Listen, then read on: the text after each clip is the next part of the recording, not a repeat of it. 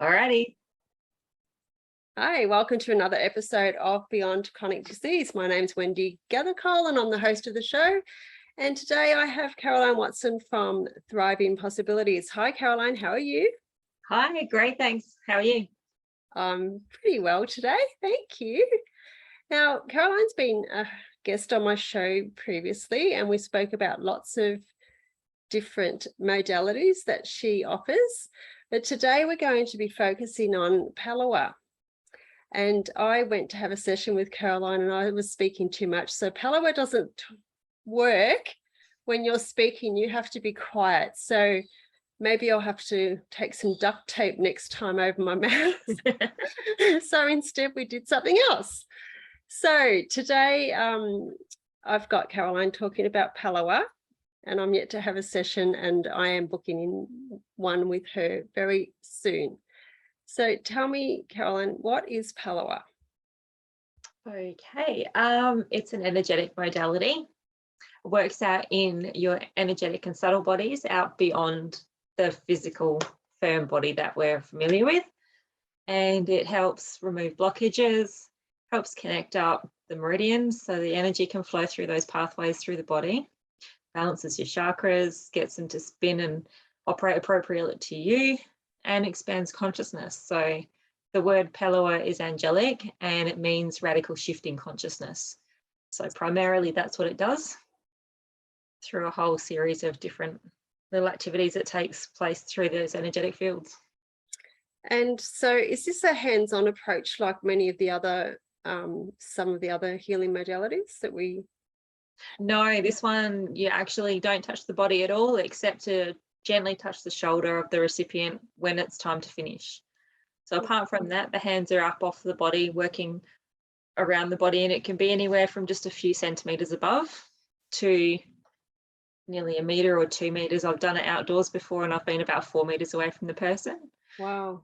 And then you can also send it by a distance as well. So it makes it a really versatile one for if you've got friends or family or clients overseas. Yeah. Mm-hmm. And so what are some of the shifts in consciousness that your clients have experienced, if any, that you can recall? Well, I had a class participant last week who expressed that she was very sensitive to the sadness in the world. That's one of the things she's aware of the most. And she participated in the level 1 Pellowah class last week. So she received just one Pellowah session and an attunement that day. I spoke to her again this morning and she's already feeling a lot more objective about it all. So she's not so much at the effect of all the sadness. She's able to see what causes it, but also have more hope for the future and see that bigger picture and the things that are working well and what we're moving towards. So taking on more of the awareness and sort of just being aware of it and not taking it all on board into the body. Yeah. Really. Yeah. Wow. So when you oh, sorry. Oh, you go. No, you go. I was going to say, when you talked about the level 1, so you offer classes, training classes in this? Yep.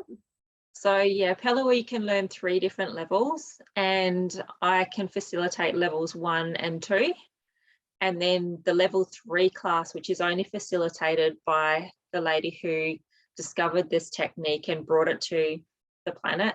Her name is Kachina Man, and she's the one that teaches level 3. And that enables you to then be a teacher of levels 1 and 2. Right. Amazing. And can you, so when you do your level 1 training, are you able to practice this on clients straight away or? Yeah, straight away. Yep, you don't even need level 2 training to be a practitioner.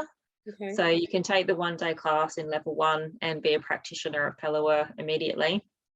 Level 2 is then more for personal expansion and growth, and also enables you to handle, I guess, and facilitate more of the Pellowah energy to your clients. So doing the level 2 makes you a better, more capable practitioner. But level 1 is enough to get you started, definitely.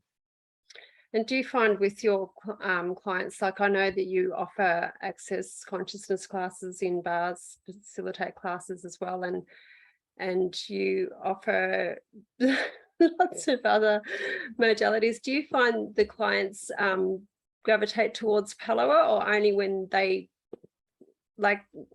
Do many clients seek out Pellowah, or do they sort of like what is that? And because you're not touching me, I don't think that'll work. Do you find many people have that sort of mindset at all? Most people who have that skeptical mindset about energy healing per se probably wouldn't choose Pellowah as a first experience. But there are some clients that I've had come to me for the first time that I've had them, and they've chosen Pellowah. But most of those have had some sort of energetic healing or energetic modality experience prior. So they understand that we're all energy and how these energetic modalities work. Yeah. I guess really my whole philosophy in life is you really have to have an open mind to any healings that are offered. Otherwise, nothing, like you have to be able to receive. Otherwise, nothing will work. Like no. even a fact of drinking water will clear your brain or anything like that. I mean, if you're not willing to receive that information, then that will block it and not be effective, I guess, either. So yeah, so what else can you tell me about Pellowah? Because I really don't know much at all. But it's not widely known. It hasn't really been strongly marketed, although it's been around for over a decade now. It was channeled, so that's going to get the skeptics closing the door straight away. I did see that. I did see that. Yeah, very much. Yeah. But I think that's amazing that people have that gift, because I know we're talking about Pellowah, but even with the Orosoma, the lady that did the Orosoma was completely was blind. Wow. So, and look, I haven't got all the information, people. I forget.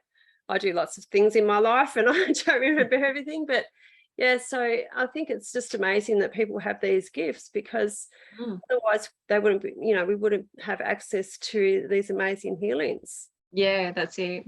Yeah. So I had never heard of Pellowah until I met you. Yeah. I hadn't heard of a few things until I met you. Yeah, sorry about that. Busting your door open with the sledgehammer there. And it's quite amazing, people. So if you want any energetic healing, look Caroline up at Thriving Possibilities. I'll just give you a plug halfway through the podcast. And you're at Redland Bay now, which is super close to me, which is awesome. Yeah, and just about to open up a clinic space in Victoria Point. Yes, at the White House, which is very exciting. Yep. And I can do this distance anywhere in the world too. So we're not limited by geography. Yeah, that's good. I don't like limitations. And while we're on the matter of your Thriving Possibilities business, can we just flit over to Suicide Prevention Week? Sure. And I know, folks, we're off the topic of Pellowah. I do that. And Caroline has a suicide day on Sunday, the 11th of September. Yeah. So hopefully, we'll get to hear this podcast before then. Yeah. But we'll have a few bars practitioners there doing access bars sessions. And so people can register for a free 20-minute access bars session if they've never experienced it before. And anyone who's a practitioner of bars already can come along and have a chat and swap sessions as well. And if you're just curious about access bars, you don't really want to try a session, you can still just come along and watch someone else have one. Yeah. So everybody's welcome. And on that, access bars, you can have profound change in 20 minutes. But with Pellowah, you tend to have longer sessions with Pellowah, don't you? Yeah. It's described as being like a download. So imagine you're downloading an upgrade for an app on your phone. That download will take a certain amount of time to come through, and you want the whole packet of data to come through. And that's kind of how Pellowah operates. Once you start the energy running, you feel it trickle, you feel it moving you around the table, you feel the energy flowing, and then all of a sudden it will just peter out and stop, and you just give it a minute or so for the person on the table to integrate that change, and then tap them gently on the shoulder. But it's really driven by that flow of the energy, and the energy will just switch off when it's done what it needs to do for that person for that time. And so generally for an adult, that takes anywhere from 45 minutes to an hour. So it's not conducive to just try and do a short one, because you just don't get that same benefit. And does the client experience, like, do you feel anything in your body, or is each client, do they take on an individual, everyone has their own individual experience? Yeah, correct. So it's different for every person every time, even if you were to have the same practitioner and the same recipient every time, each session is different. So sometimes you notice sensations and changes in your body when you're laying there on the table. Sometimes there can be a little bit of jolting, or some fluttering or tingling, or you can just feel like you're sinking into the table or floating above it. You can get little bubbles of memories popping through, little thoughts, and they tend to just like pop in, pop out before you can even really grab them and hold on to them. It's just those things just shifting out of that energetic field. Cool. And as a practitioner, do you feel anything when you're doing the practice on the client? Yeah, I feel generally little tingles, like little electrical trickles coming out of my fingertips is probably the best way to describe it. And then also I can feel like a thickness and a thinness in the air, like I could be playing with balls of energy or pulling on ropes, or once I felt like I was running dental floss through a person. My hands were like way above, and it was just pulling. She didn't feel anything at all. But you get some really unusual sensations, but it's all just signs of things shifting and changing. Yeah. When you were talking about that heaviness through the air, it's like I just had in my mind, like when you walk into a room of people and they've all got their eyes on you, you have that saying, it's like cutting the air with a knife or whatever. So it's all energy, isn't it? That's how I explain energy to people. When you walk, when people look at me and go, energy, what are you talking about? When you walk into a room full of strangers, or a room full of people that you're not really sure about, and you can sort of feel that little blockage, and it's the energy that's coming in, bouncing off you to them, and so forth. I'm definitely coming to get a session. Yeah, definitely. So what, anything else? That sounds pretty amazing. Yeah, and I guess the way it works is that it's removing blockages in those energetic bodies, and that has that direct correlation within the physical body. So as within, so without, everything's mirrored. And so when you remove those little energetic blockages you couldn't even put words to, other things in your life start coming more into flow. So your relationships might have more ease. You might have more ease being stuck in traffic, or negotiating something with your boss, or you might end up just suddenly being made redundant from a job that you hated, which I've had happen to a client before. She thought she had to stick it out for the next year, and suddenly pathways have opened up and she's off onto her next adventure.